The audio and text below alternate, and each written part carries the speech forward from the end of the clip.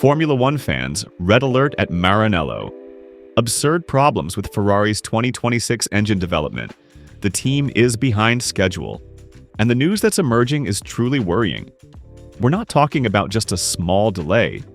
We're talking about structural problems related to sustainable fuel, anti-knock additives, cylinder head materials. And while Mercedes seems to be in better shape, Ferrari is racing against time. But there's also good news. The chassis crash test was passed brilliantly on the first attempt. However, pay attention, because the engine problems could nullify all the work done. Stay with me, because what I'm about to tell you is fundamental to understanding what awaits us in 2026. Let's start with the most worrying news.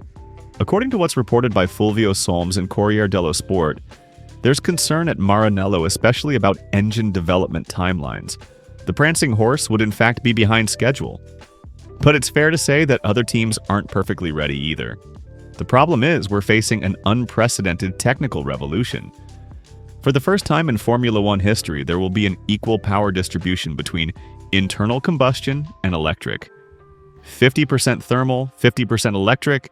It's an epical change that's putting all engine manufacturers in difficulty. And here's an important detail.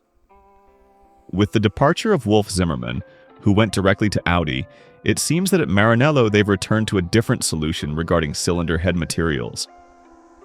A mid-course direction change that could have further slowed development. Zimmermann was a key figure.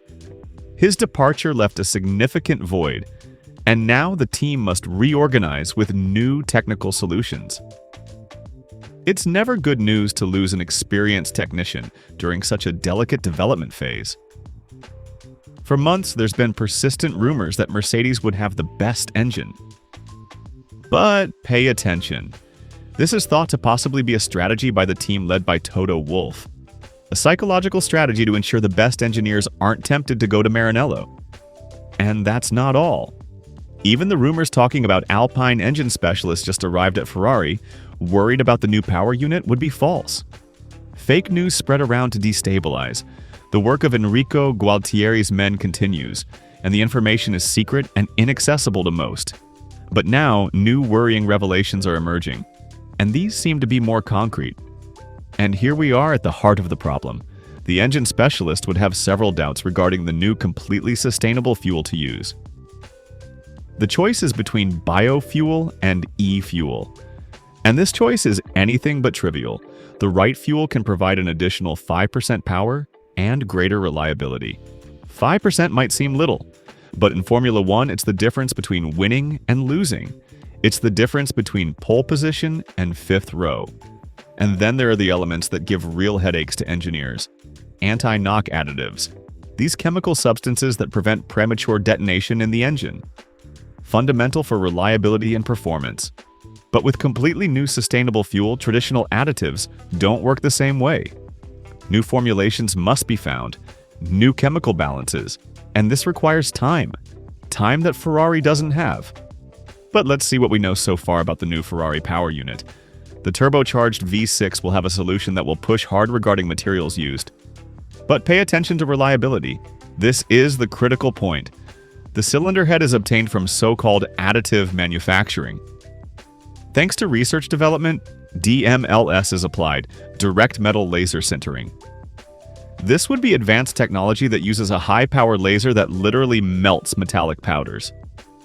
This allows obtaining components with complex geometries and incredible mechanical properties. Components that would be impossible to create with traditional casting. It's absolute cutting-edge technology. Maranello's engine has been running on the dyno for several months already. The objective is to hit reliability requirements so the championship can be completed without penalties. Because penalties for engine changes could be extremely costly in 2026, Ferrari isn't just chasing good performance, it's also seeking greater thermal efficiency, so it can extremely close the bodywork openings. Fewer openings means less aerodynamic drag, means more speed. The Italian team aims to create very tapered side pods, thanks to less bulky radiators. More efficient radiators that occupy less space, allowing more aerodynamic bodywork. It's an integrated approach. where engine and aerodynamics work together, where every millimeter counts, where the engine's thermal efficiency allows better aerodynamic solutions. But now comes the good news! The team has gotten ahead with the work, having completed the chassis homologation crash test at the CSI in Bollate, and passing them brilliantly on the first attempt. According to what's reported by Franco Nugnes on motorsport.com Italia, Ferrari has already passed an important first phase of the project. At the end of September, the car's chassis was approved. Loic Serra is proceeding with aggressive development in terms of design. And here's a bold technical choice. The French technical director decided that both front and rear suspensions will be pushrod, the pull rod scheme. It's a solution that will strongly return on 2026 cars at the front, but for Ferrari also at the rear.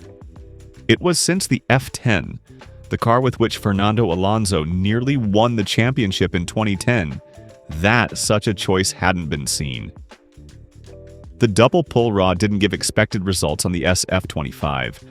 The mechanical element will therefore be pushed to the limit also to influence aerodynamics, just as McLaren did on the MCL39.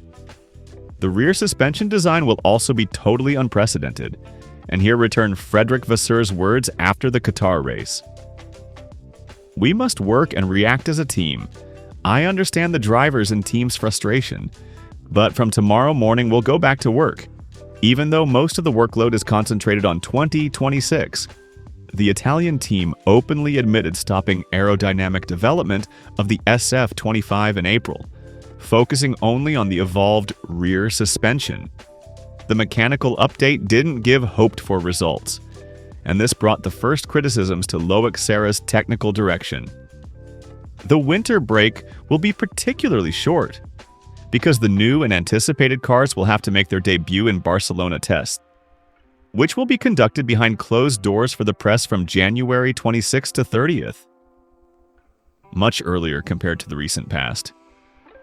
Ferrari, therefore supporting the thesis of wanting to play in advance, obtains FIA homologation of the chassis even before the 2025 championship is finished. It's an important signal. It demonstrates the project is proceeding. The Federation chose to proceed with closed-door tests to also protect teams from possible failures verifiable by curious eyes. It's a wise choice. It allows testing without media pressure. The 2026 red car will almost certainly be unveiled in the week preceding the tests. Date still to be decided, but it's clear that around January 20th we'll see Maranello's new creation. It will be a historic moment, the first Ferrari of the new era, with the 50% electric engine, with push-rod suspensions, with technical solutions never seen before, but concerns remain. The engine development delay is real. Problems with sustainable fuel are concrete. Anti-knock additives create headaches. And while the chassis is ready, while suspensions have been designed, while aerodynamics take shape, the beating heart of the car, the engine, is still in a critical development phase. Will the remaining time be sufficient? Will Ferrari manage to solve the problems and present itself competitively? Or will the scheduled delay translate into a difficult start in 2026? The coming weeks will be decisive. January tests will tell us the truth, and we'll be here to tell you about it, because this is Formula One, where every detail counts, where every delay can cost a championship.